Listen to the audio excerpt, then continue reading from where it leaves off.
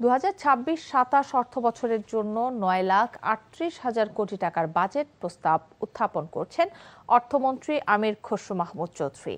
বিকেল 3টায় নতুন সরকারের প্রথম এবং দেশের 55তম এই মেগা বাজেট উত্থাপন শুরু করেন তিনি। দেশের ইতিহাসের রেকর্ড 2,43,000 কোটি টাকার নিট ঘাটতি ও 6,95,000 কোটি টাকার বিশাল রাজস্ব আয়ের লক্ষ্যমাত্রা নিয়ে সংসদে 2026-27 অর্থবছরের জাতীয় বাজেট উপস্থাপন চলছে। সাধারণ করদাতাদের স্বস্তি দিতে 5 বছরের আয়কর রোডম্যাপ ঘোষণার পাশাপাশি দেশীয় শিল্প ও নিত্যপণ্যের বাজারে স্বস্তি ফেরাতে কর কাঠামোয় বড় ধরনের পরিবর্তনের প্রস্তাব আনা হয়েছে। অর্থনৈতিক গণতান্ত্রিকীকরণ ও বিকেন্দ্রীকরণের উপর বিশেষ জোর দেওয়ার পাশাপাশি অবকাঠামো, শিক্ষা, স্বাস্থ্য ও মানব সম্পদ উন্নয়নকে সর্বোচ্চ অগ্রাধিকার দেয়া হচ্ছে। একই সঙ্গে মূল্যস্ফীতির চাপ থেকে সাধারণ মানুষকে স্বস্তি দিতে এবং দেশীয় শিল্প সুরক্ষায় কর কাঠামোয় বড় ধরনের পরিবর্তন আনা হচ্ছে এই মহাপরিকল্পনায়। এর আগে মন্ত্রিপরিষদ বাজেট অনুমোদন দেয়। এবারের বাজেটে দাম বাড়তে পারে সিগারেট ও নিকোটিনজাত পণ্য, অ্যালকোহল, আমদানিকৃত কাজু বাদাম, হিমায়িত মাছ, বিলাসবহুল গাড়ি, বিদেশি লাইটার, রড ও নির্মাণ সামগ্রী। এছাড়া দাম কমতে পারে চাল, ডাল, ভোজ্য তেল, লবণ, চিনি, শিশু খাদ্য, কিডনি ডায়ালাইসিস ফিল্টার, হৃদরোগ চিকিৎসায় ব্যবহৃত স্ট্যান্ড, ক্যান্সারের ওষুধ ও বিভিন্ন ধরনের ওষুধের কাঁচামাল।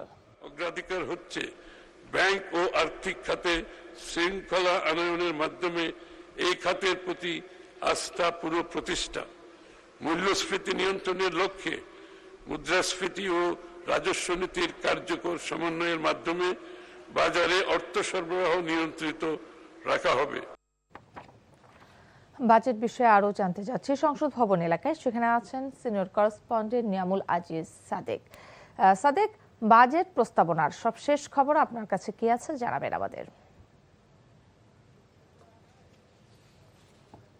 কিছুক্ষণ আগে আমি এখানে অবস্থান করছিলাম এবং দেখছিলাম আপনি যে কথাগুলো বলছিলেন এই বাজেট প্রস্তাবনা, যেটি কিছুক্ষণ আগে বিরতি ছিল, এখন আবার নতুন করে সেটি শুরু হয়েছে। বাজেট যে পাশ করার বাজেট যে প্রস্তাবনাটি সেটি পড়া আমরা দেখেছি। সেখানে রয়েছে বিশেষ করে এবার আয়করের ক্ষেত্রে আমরা দেখেছি বড় ধরনের একটি পরিবর্তন। ব্যক্তি পর্যায়ের আয়কর যেটি 3,50,000 টাকা ছিল সেটি 3,75,000 টাকা করা হয়েছে। একই সাথে সারা বছর রিটার্ন দেওয়ার বিষয়টি যুক্ত করা হয়েছে।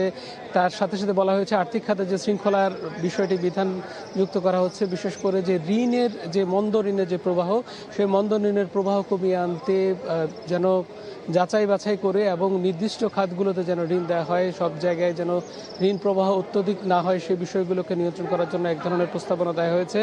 একই সাথে আপনি বলছিলেন যে মানব সম্পদ উন্নয়ন কিংবা স্বাস্থ্যসেবা, শিক্ষা খাতে বড় ধরনের দেয়া হচ্ছিল এবং আমরা দেখেছি সেখানে কিন্তু অর্থমন্ত্রী আমির খসরু মাহমুদ চৌধুরী তিনি বলছিলেন যে এটি হচ্ছে সবচেয়ে বেশি বাজেট, এর আগে কখনো শিক্ষা স্বাস্থ্য খাতে এত বড় বাজেট আসলে দেওয়া হয়নি। তার সাথে অর্থনৈতিক প্রবাহটা যেন স্বাভাবিক রাখা যায় এবং দেশীয় যে রাজস্ব, সেই রাজস্ব প্রবাহটি আহরণ যেন অনেক বেশি হয়, সেদিকেও দিক নির্দেশনা দেওয়া হয়েছে। তার সাথে সাথে সাধারণ মানুষ, বিশেষ করে কৃষক এবং প্রান্তিক জনগোষ্ঠীর জন্য বেশ কিছু প্রণোদনা রাখা হয়েছে এবং খাদ্য নিরাপত্তার জন্য বড় ধরনের ভর্তুকি রাখার কথা আগেই আমরা বলেছিলাম, সেটি আসলে রাখা হয়েছে।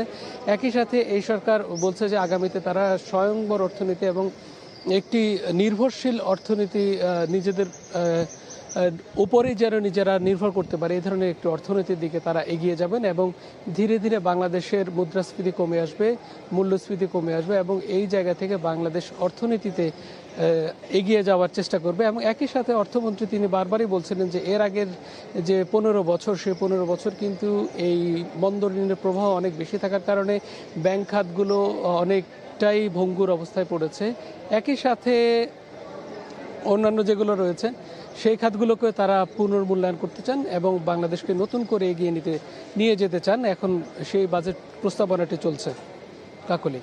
দর্শক, সংসদ ভবন থেকে জানছিলাম বাজেট বিষয়ক সবশেষ খবর।